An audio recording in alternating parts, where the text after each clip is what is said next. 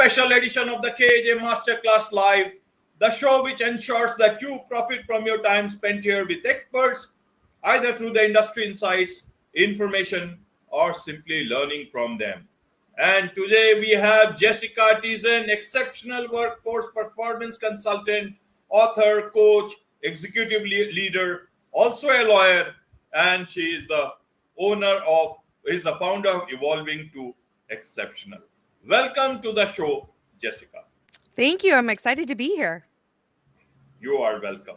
And I'm sure a lot of people, not just in India, but also outside in many places, will be able to take great insights from you about this whole concept of, employee burnout and in terms of leadership that is required at the moment. So first to understand from you, Jessica, is that in the backdrop of this great resignation, quiet quitting, and all that stuff is happening, what is it that you are seeing in terms of almost post-COVID, if we may say so? COVID is there, but we assume that we have come out of it. Let's see how it goes. But what is the trend that you are seeing at this point in time?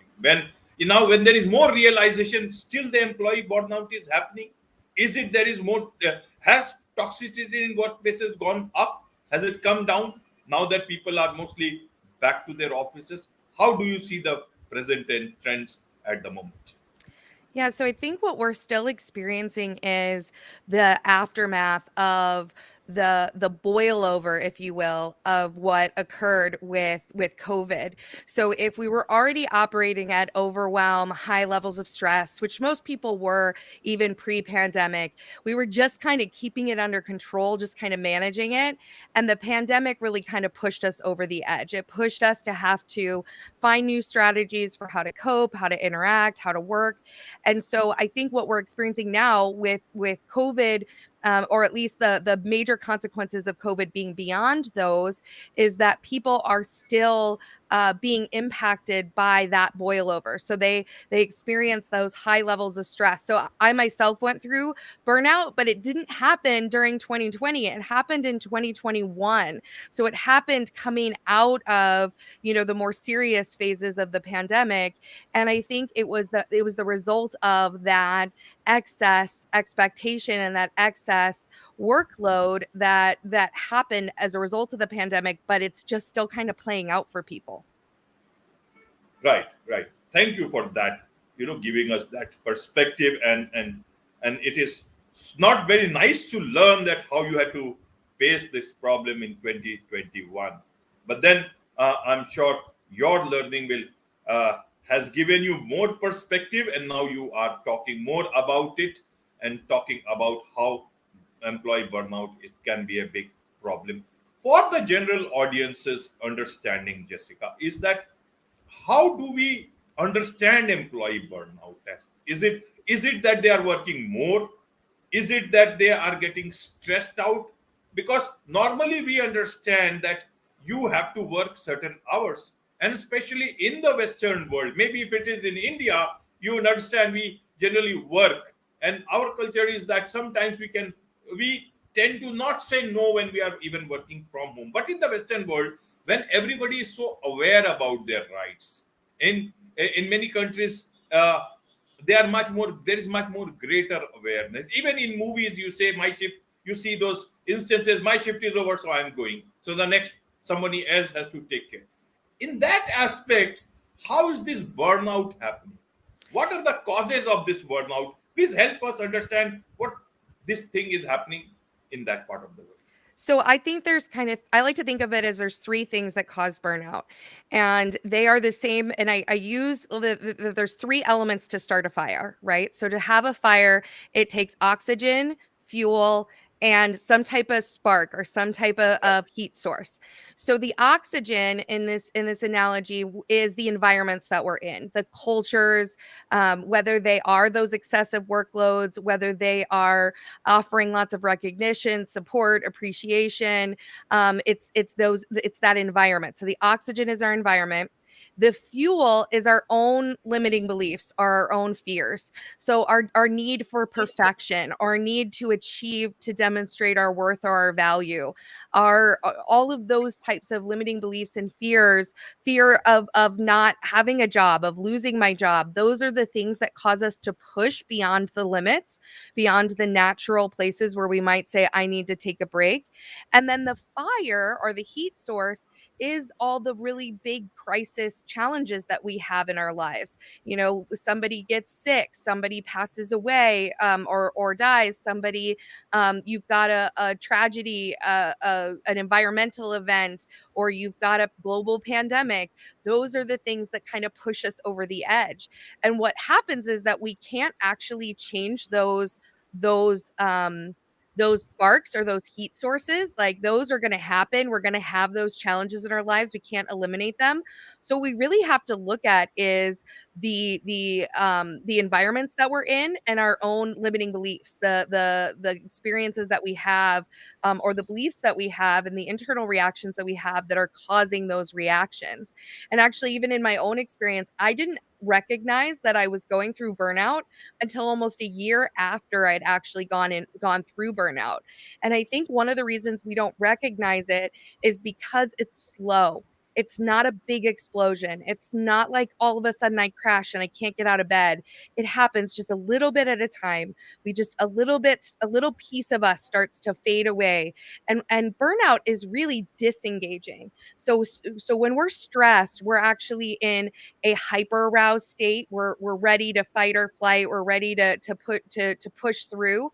When we start to get into burnout is when we stop caring, when we start to become more cynical and we're disengaged and we're just like, I don't care. So you mentioned quiet quitting. All those people that are quiet quitting, I would argue, are probably in some degree of burnout, because they are just saying, I can't take it anymore. I'm going to keep working, but I'm not giving them anything extra because I'm at capacity. I was going to ask that. You have all answered that very well, Jessica. Especially, if is burnout also like quiet quitting. So now the question comes is that why is this burnout happening? And you have also already said that these are the reasons, and this is how burnout, employee burnout looks like, that you don't care. Then the question is, who is responsible for them? One part is that an individual can take some responsibility about high level of perfection that they want to. Sometimes it is expected from the organization side, from the manager side, and they push you beyond a certain level. But the main factor is the environment that you said. That is where the fire gets ignited, not on the positive side, but in terms of the negative. So who is responsible for that environment? Is it your manager? Is it the HR head? Is it the CEO? How would you put that in perspective in terms of leadership? And that is, why is it that organizations are not able to understand this? Why is it that leadership within those organizations, and it's a widespread thing, is not able to take cognizance of such things like fire in terms of employee burnout that's happening in workplaces? It can burn the whole building down. How do you look at it? So I think that I think there's two groups that are responsible. I think one is that we as individuals have to take responsibility of kind of evolving ourselves, of addressing those limiting beliefs, those fears, those issues internally, so that they don't add fuel to that fire, so they don't contribute. I think that when it comes to our workplace environments, that obviously the top of the organization, or the leadership and managers in the organization, set the culture or set the tone for everyone else. But one of the things I see most commonly in organizations that have challenges with burnout is that the leaders know what they should be doing. They've been through trainings, they've been through courses, but they don't necessarily actually do it. They don't actually give enough appreciation or recognition. They don't actually take time to understand what people are going through and to connect with them, on that deeper and caring and compassionate level. And so that lack of compassion, that lack of understanding, really really contributes to that level of frustration and then disengagement. And what happens is that most training programs for leaders stop at this surface level of trying to change their behaviors, trying to push them using willpower or setting demands or setting, organizational requirements that to force them to make the behavior changes, to show that recognition, to be compassionate. But it doesn't get down to the root level. It doesn't get down to their pre-programmed neurobiology, their physiology, the experiences that they've had throughout their lives that are contributing to their unconscious decision not to do the things that would create a better culture, that would create an environment where people wouldn't burn out, or to do the things that would create that better culture in either case. And so what ends up happening is they become contributors without intentionally. I don't think anyone has bad intention. I don't think Right. people want their employees or their people to burn out. And in many cases they know that they need to be doing certain things. They just can't seem to get themselves to actually make the change to do it on a consistent basis. Right, Jessica. Well said. And I agree with you that there are people are inherently good. Nobody has the intention to harm anyone, to be bad to anyone, even managers and all. They are all like the employees, and they are many a times. Most of these are employee themselves, and they might suffer the same thing that people at the junior level are suffering. They have to also perform in their roles, whatever. But in terms of leadership, and that is where perhaps many a times where the buck stops, is that what is it that they are lacking? If they understand things, then why are they not able to do something about it? Is it about leadership skills? You talk about greater awareness of emotional intelligence and neuroscience within leadership training. So how is it that people from good business schools, good track record, good companies at the top of leadership, they continue to have that that experience across of so many years?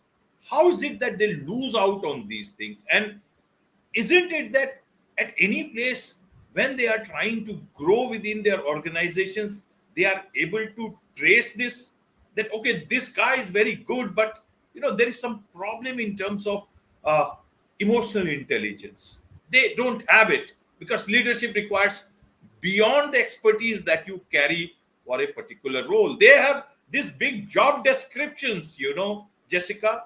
Mhm. Nowhere they are able to figure this out. There are so many tools, softwares, in-house specialists. During interview processes, you have got those big head hunting firms who get into that process of even hiring CEOs. Where is this thing getting lost, and how is it that it can be corrected? Several things I know I've asked you at the same time, but these are so interrelated.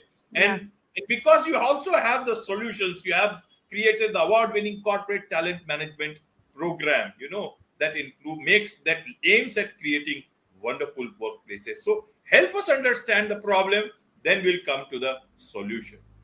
Yeah, I mean, I think what happens is, and I saw this again and again, I would train managers and leaders, and they knew what they needed to do, and they just couldn't seem to do it consistently or effectively.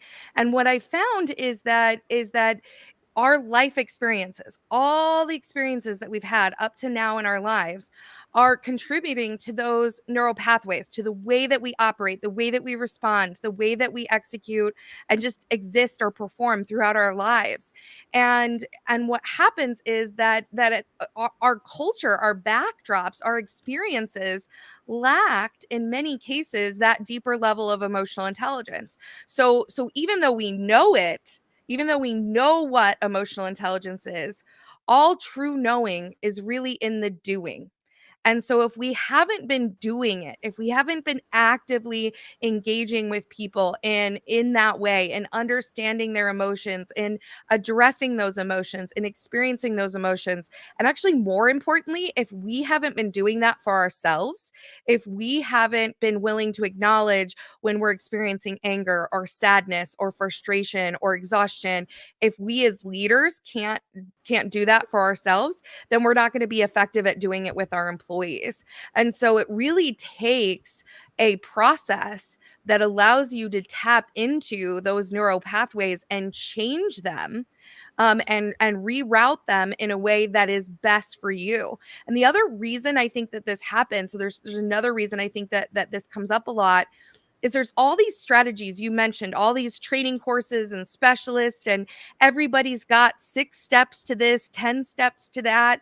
And I think one of the biggest challenges is those steps worked for that person or that expert in that role.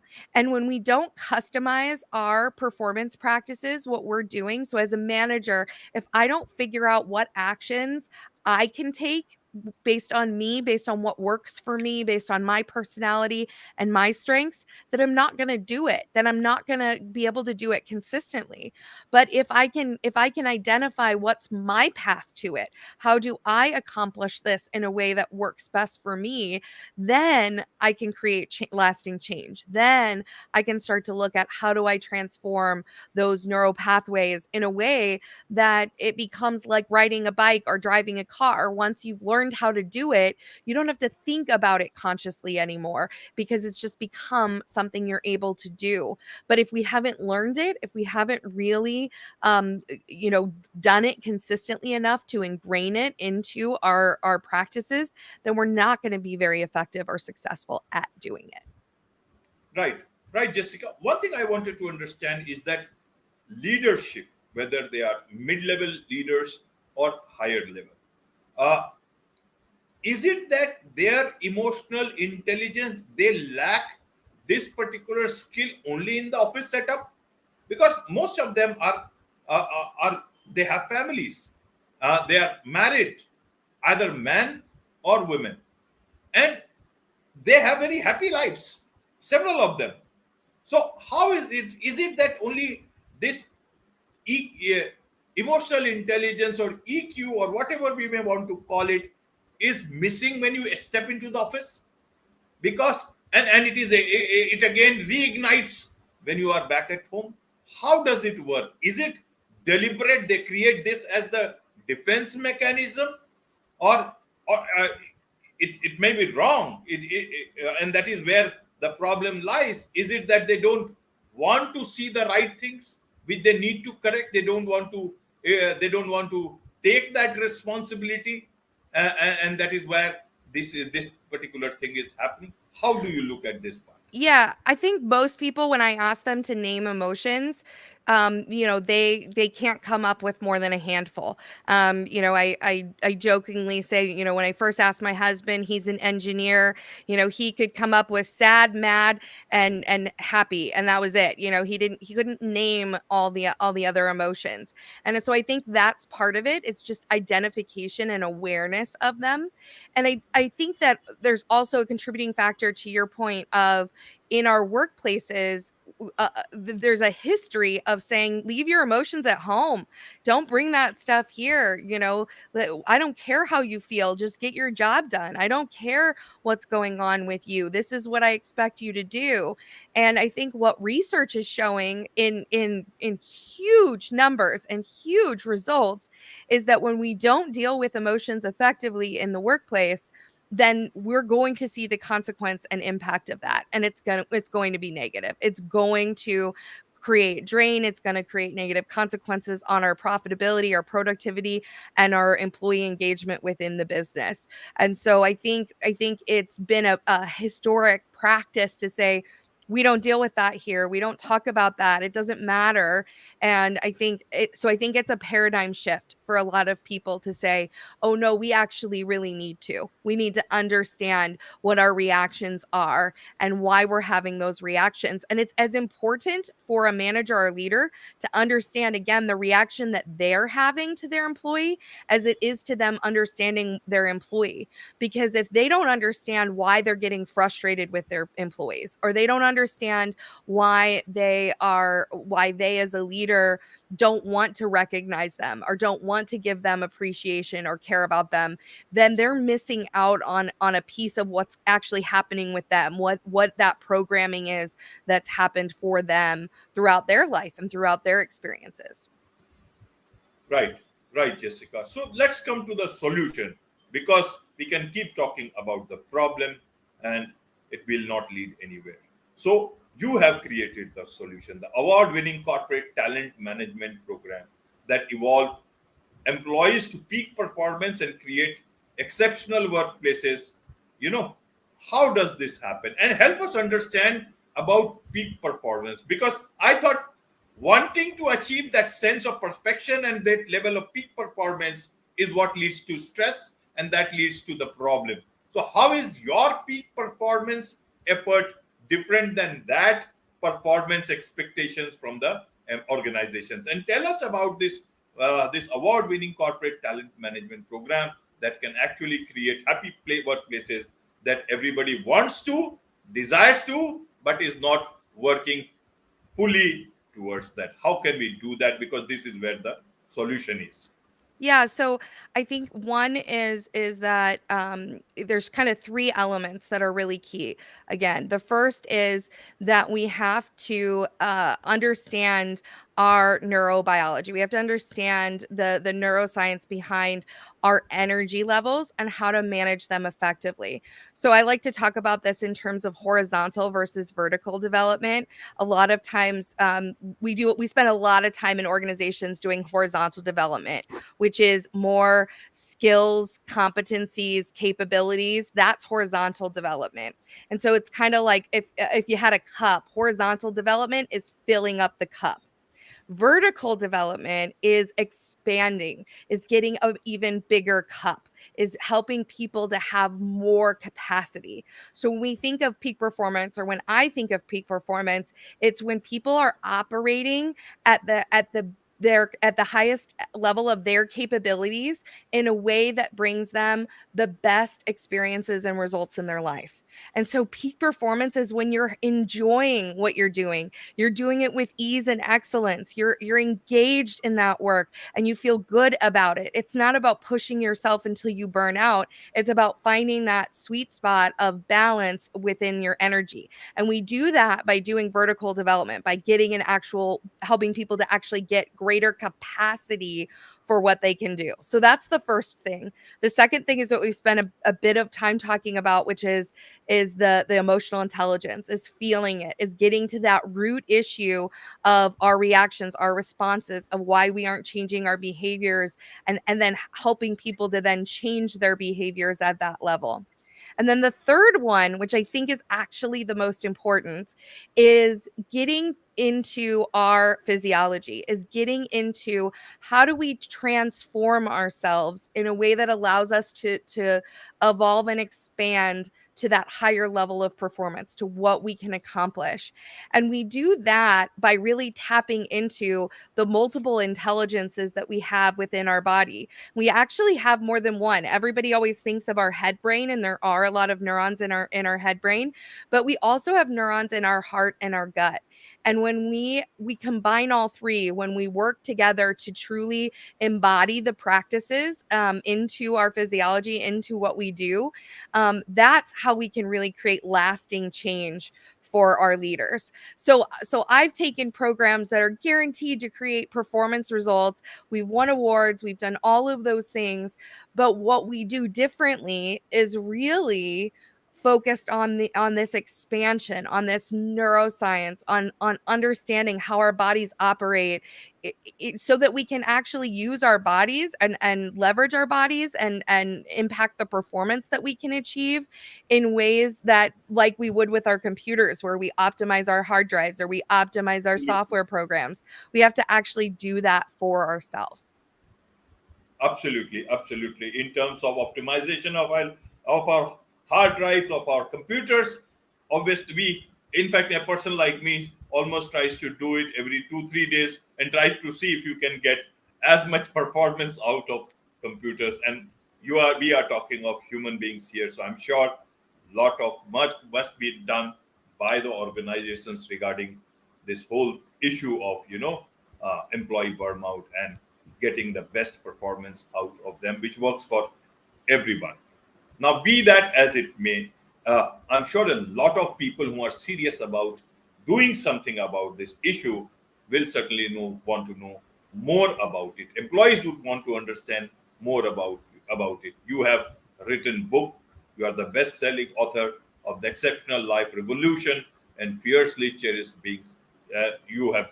Tell us about that. Where can people get that book? You are also the host of the Evolving to Exceptional podcast, and Yep. obviously you run an organization. You are the founder Evolving to Exceptional. So tell us about this so that people can know more as much as possible from you, and also engage with you in terms of business, in terms of professional development, whatever best is possible.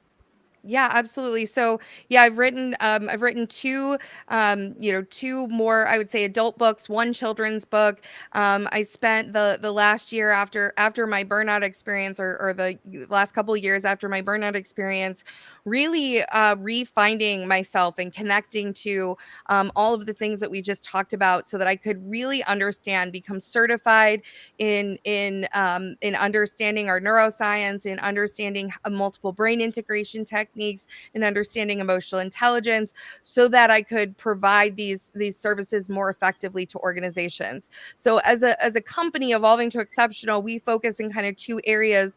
One is working with leaders and individuals on how to evolve their performance practices so that they can see those exceptional results, and then the other is working with workplaces so that they can evolve those systems and structures that are leading to high levels of stress, burnout, lack of performance results, lack of productivity, all those issues. So we work with workplaces to put in the right programs, system structures to accomplish that. So you can find me on my website, evolvingtoexceptional.com. I'm on every social media channel out there as Jessica Tietjen. You can find me. All my books, everything I've written is available on Amazon. They're available on Audible. So if you like to listen, you can get it on Audible. So you can get any of those things in all the different places that you could possibly look. Wonderful, wonderful. Now, Jessica, my last question to you is that, seeing the world of today, the evolving workspaces and even the type of employee requirement, people are now wanting more. The younger generation wants a very different kind of workplaces.